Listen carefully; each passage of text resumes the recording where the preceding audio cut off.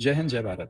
बहुत सारे लोग ऑपरेशन सिंदूर 2.0 का वेट कर रहे हैं और मैं आपको बता दूं कि ये ऑपरेशन ऑलरेडी स्टार्ट हो चुका है, इस जस्ट कि मेन स्ट्रीम मीडिया में नहीं आया है। ठीक है, तो ये वीडियो पूरी देखिएगा ताकि आपको ढंग से ये चीज़ सारी समझ में आ जाए। तो ऑपरेशन सिंदूर 2.0 के अलग अलग फेजेस हैं, जिसमें एक फेज में तो हमारी एयर फोर्स, हमारी नेवी, हमारी आर्मी जो है वहाँ पर जाके अटैक करेगी ही करेगी। लेकिन उस फेज से भी ज़्यादा अब लड़ाई जो है वो मल्टी डायमेंशनल हो गई है। अब उस एक डायमेंशन में जो लड़ाई है वो अब एक साइबर स्पेस में भी पहुंच गई है। ठीक है, तो मैं आपको दो चीज़ें बताता हूँ और हम ऐसे करके चलते हैं इस वीडियो को कि ये वीडियो कंप्लीट फिक्शनल है। ठीक है, जैसे धुरंधर एक कंप्लीट फिक्शनल मूवी थी, वैसे ही ये वीडियो भी एक कंप्लीट फिक्शनल वीडियो है। तो एक तो हाफ पार्शियली ट्रुथ जो है, जो सम रियल लाइफ इंस्टेंसेस पे बेस्ड है, हम ऐसे मान लेते हैं स्टोरी को। तो आपको पता है कि धुरंधर हमारे जो है वो पाकिस्तान में दोबारा से एक्टिवेट हो गए हैं। ठीक है, तो जैसे कि आपको पता है कि अभी रिसेंटली उन्होंने शेख अफरीदी को उड़ा दिया, शायद अफरीदी को भी उड़ाएंगे, लोगों ने कमेंट किया था, वो भी टेररिस्ट में ही आता है, ठीक, उसे भी उड़ाएंगे। लेकिन इससे पहले उनके भूतपूर्व जो आर्मी चीफ हैं वो अचानक से, बाजवा साहब, वो अचानक से साबुन की बट्टी पे बस पैर फिसल के गिर जाते हैं। मतलब धुरंधरों ने हद कर दिया यार, बंदूक भी नहीं खर्च करना चाहते ये लोग। तो है, रेस्पेक्ट टू देम एनीवे। तो ये तो अटैक चल ही रहा है पाकिस्तान के ऊपर, लेकिन एक ऐसा पहलू भी है इस लड़ाई का जो अभी कहीं मेन स्ट्रीम मीडिया में तो है ही नहीं, और होगा भी क्यों, फिक्शनल स्टोरी है, ठीक है ना, सिर्फ एक मनगढ़ंत कहानी है। तो मनगढ़ंत कहानी की तरह ही हम इसको सुनते हैं। तो रिसेंटली हम ऐसे मानते हैं कि 27, 26, 27, 28 अप्रैल के आसपास जो का जो टाइमलाइन है, इसमें भारत ने एक बहुत बड़ी चीज जो है वो उपलब्ध कर ली है और साइबर स्पेस को कंप्लीटली कॉन्कर कर दिया है पाकिस्तान के अंदर। ठीक है, तो शॉर्ट में मैं समझाता हूँ आपको इसमें कि क्या हुआ है। कहानी शुरू होती है 2020 से। 2020 में जब कोविड आया था, तो श्रीलंका, नेपाल, भूटान और रोमेनिया, ये चार जगह ऐसी हैं जहां पे अचानक से भारत की बहुत कॉन्फिडेंशियल इन्फॉर्मेशन जो है वो लीक होती है। और हमारे आरएनएडब्ल्यू के जो एजेंट्स हैं उनको पता चलता है कि भारत की कुछ बहुत गोपनीय जो कॉन्फिडेंशियल, मतलब जो इन्फॉर्मेशन है, वो वहां पे कैसे सरफेस हुई है। अब इस चीज़ के ऊपर इन्वेस्टिगेशन बैठती है, क्योंकि उस टाइम पे बहुत सारी चीज़ें ऑनलाइन हो रही थी, फॉर हम सबको पता है, कोविड टाइम में। तो जब इस पे इन्वेस्टिगेशन बैठती है, तो एक यूनिट है जिसके, अगेन सारे फिक्शनल नेम है मैं बता दूं, हमारे उस यूनिट के एक हेड हैं मिस्टर अमित शर्मा। तो अमित शर्मा जब इस पे इन्वेस्टिगेशन करते हैं, तो पाया जाता है कि ये इन्फॉर्मेशन जो लीक हो रही है उसका बहुत बड़ा एक जो कारण है वो ये है कि हमारे जो बहुत सारे जो वेंडर्स हैं, टेलीकम्युनिकेशन वेंडर्स और ये सब, जैसे कि ह्यूआवाई है चाइनीज़ के, ZTE है, और ऐसी बहुत सारी चीज़ें हैं जो भारत पे एक तरीके से स्पाई कर रही हैं। इसलिए आपको याद होगा कि उस टाइम पे पबजी बैन किया गया था, और भी बहुत से 100 से ज़्यादा आई थिंक चाइनीज़ ऐप्स जो है उनको बैन किया गया था। इससे लोग गुस्सा हो गए थे, भाई पबजी बैन क्यों कर दिया, इतना ज़्यादा चल रहा है कोविड में। अब वो चीज़ सारी कनेक्ट होकर आएगी 2026 में। और जब 5G रोल आउट हो रहा था, तो उसमें बहुत सारे टेलीकम्युनिकेशन के जो नेटवर्क्स हैं, जैसे अगेन ह्यूआवाई और ZTE वगैरह, इन लोगों को इन लोगों को जो है इन्होंने कॉन्ट्रैक्ट्स नहीं दिए थे। ठीक, तो ये एक पहली कहानी होती है। अब कमिंग बैक टू 2026, अब कहानी में क्या होता है कि जब सरकार ने ये देखा, सॉरी 2020 पे वापस जाते हैं, जब सरकार ने ये देखा, इन्वेस्टिगेट किया, तो पता चला चाइनीज़ है और हमने इन्हें बैन करना शुरू किया। उस रात अमित शर्मा जी ने जब अपनी इन्वेस्टिगेशन पूरी करी, वो अपने घर जाते हैं, वो अपने आराम से खाना-पीना, डिनर करके वो अपने कमरे में लेटे होते हैं और उनको लेकिन नींद नहीं आ रही होती है। अब नींद नहीं आने के बाद वो अपने कुछ कलीग्स को फ़ोन करते हैं और एक तुरंत एक क्विक मीटिंग बुलाते हैं 4-5 लोगों की, जिसमें प्रवीण कुमार मौर्य और अमित शर्मा, अगेन सब फ़िक्शनल नेम है, मैं फिर से बता दूँ, राहुल दीक्षित, ऐसे बहुत सारे लोग हैं, और ये बोलते हैं कि कुछ तो इस इन्वेस्टिगेशन में अभी भी है जो हम और ढूँढ सकते हैं या हम इसमें फर्दर कर सकते हैं।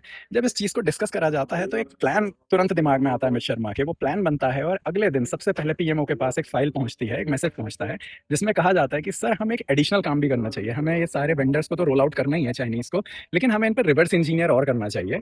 रिवर्स इंजीनियर ऐसे आप समझिए कि अगर जिन लोगों को टेक्निकली नहीं पता है, तो सिंपल भाषा में समझा दूं कि आपने कोई प्रोडक्ट लिया, जैसे एक फ्रिज है, फ्रिज के आपने गेट खोला, आपने पेज सारे खोले, उसके अंदर आप उसके फिर फ्रीजर पे पहुंचे, कूलेंट पे पहुंचे, उसकी मोटर पे पहुंचे, फिर खोल खोल के आपने देखा कि मोटर या इसके अंदर सारे पार्ट्स हैं वो लगे कैसे हैं और वो काम कैसे कर रहे हैं। तो बेसिकली एक रिवर्सिंग करनी शुरू करी आपने इंजीनियरिंग पर्सपेक्टिव से। तो आपने एक प्रोडक्ट लिया, उसको रिवर्स करते करते उसके बिल्कुल बेस तक पहुंच गए कि काम कैसे करता है। तो इन्होंने पूरा रिवर्स इंजीनियर किया कि ये काम कैसे करता है। अच्छा, कमिंग बैक टू 2026, अभी रिसेंटली मोसाद जो है वो आके हमारी आरएनएडब्ल्यू से मिली थी।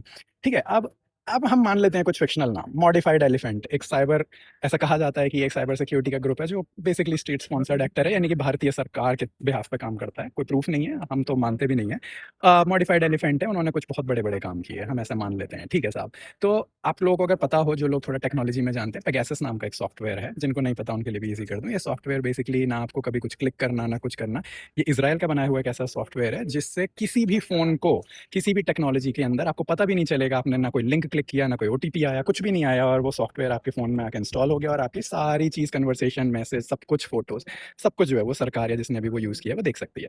अब ऐसा मानते हैं कि भारत के पास भी इसका अल्टरनेटिव है, जो कि शायद मोसाद ने दिया, शायद रॉ ने बनाया, या कोलैबोरेशन में हुआ, क्या है, फ़िक्शनल स्टोरी है, मान लेते हैं कोलैब के थ्रू काम हुआ है। तो ऐसा कहा जाता है क्वाड्रीम नाम का एक सॉफ्टवेयर है, ऐसा माना जाता है प्रेडेटर नाम का एक सॉफ्टवेयर है जो कि पेगासस जैसे ही है। तो भारत ने ये लेजिटली पाकिस्तान में यूज़ किया। पाकिस्तान में यूज़ करने का क्या रीज़न था? तो आपको पता है कि चाइना ने ही अपने बहुत सारे जो टेक्नोलॉजी है, प्लेन है या फिर जो अपनी सारी इंफ्रास्ट्रक्चर की टेक्नोलॉजी है, वो पाकिस्तान में दे रखी है। यानी कि पाकिस्तान में भी वही टेक्नोलॉजी यूज़ होती है जो भारत में इतने टाइम से यूज़ हो सकती थी। अब अमित शर्मा जी ने पूरा जो रिवर्स इंजीनियरिंग किया था, उसका अब फ़ायदा है।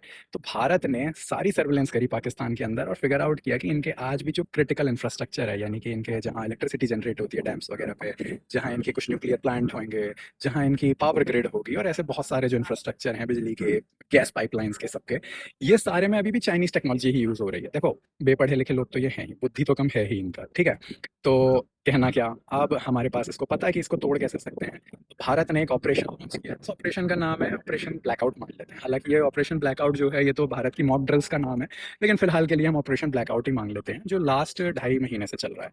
अब लास्ट ढाई महीने से ऑपरेशन चलते-चलते ये खेल होता है कि भारत ने लिटरली 25, 26, 27 अप्रैल के अराउंड, 28 अप्रैल जो कल रात तक था, के अराउंड जो है भारत ने पाकिस्तान का कंप्लीट टेक ओवर कर लिया है इन साइबर स्पेस। यानी कि वो जब चाहें जो क्रिटिकल इंफ्रास्ट्रक्चर है वो कर सकते हैं। अब ये न्यूज़ कहीं मीडिया में नहीं आएगी, ये न्यूज़ कहीं कुछ नहीं आएगी क्योंकि ऑफ कोर्स फिक्शनल न्यूज़ है। लेकिन इसका खेल आप ये देखेंगे कि बहुत सारी गैस पाइपलाइन फटनी शुरू हो गई और अंदर तो अपना खेल ही रहे हैं पाकिस्तान के अंदर, हम सबको पता है। तो ये तो रहा एक फिजिकल लेवल पे असॉल्ट। दूसरा, गैस पाइपलाइन फट रही हैं अचानक से, बहुत सारे क्रिटिकल इंफ्रास्ट्रक्चर जो है उनका, जैसे कहीं पे इलेक्ट्रिक ग्रिड फेल हो गई, कहीं पे उनके डैम से बहुत ज़्यादा पानी रिलीज़ कर दिया गया, कहीं उनके न्यूक्लियर सिलेंडर फट रहे हैं। तो ये फाइनली भारत ने एक अचीव कर लिया है, यानी कि भारत के पास अब पाकिस्तान की चाबी है, एक पूरा-पूरा जो चाबी है, वो भारत के हाथ में आ चुकी है। भारत उसको किस तरीके से यूज़ करेगा, ये तो आगे आने वाला समय ही बताएगा। लेकिन बहुत सारे लोगों को मैंने सोचा कि एक छोटी-सी फ़िक्शनल स्टोरी बतानी बहुत ज़रूरी है, जो कहीं मेन स्ट्रीम मीडिया में तो नहीं आएगी, लेकिन एक कहानी के तौर पे इसको समझ के हमें इसे एन्जॉय करना ज़रूरी है कि भारत को जब लोग लग रहा है कि कुछ भी नहीं हो रहा है, तब भी ऐसी बहुत सारी चीज़ें हैं जो बैक एंड पे होती रहती हैं। तो आई होप आप लोगों को ये फ़िक्शनल स्टोरी अच्छी लगी होगी। धुरंधर जैसी तो नहीं है, वो तो एक अलग लेवल की है, लेकिन आई होप उससे कुछ कम भी नहीं है। रियल लाइफ में तो अगर ऐसा कुछ है भी तो बहुत ही अमेजिंग है। ठीक है? तो हमको सब लोगों को सैल्यूट करना चाहिए, जो पता नहीं पीछे हमारी आईबी जितने कितने आप लोगों के सामने न्यूज़ तक नहीं आ पाए, लेकिन उन्होंने काम कर दिए। ठीक है? कितने टेररिस्ट अटैक जो हैं वो रोक दिए, असफल कर दिए गए, कितने आतंकी पकड़े जा रहे हैं। खैर, जय हिंद, जय भारत।